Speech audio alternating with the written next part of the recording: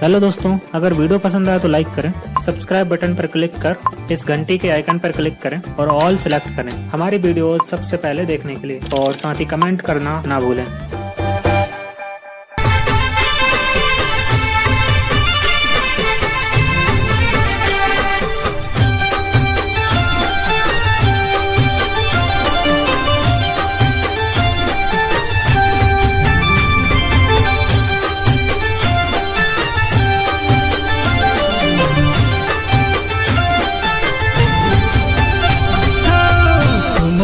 पगले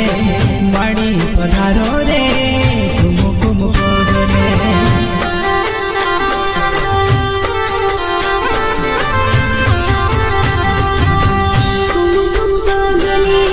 माड़ी पधारो रे कुम पगले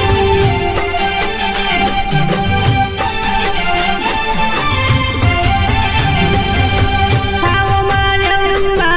आओ जगदम्बा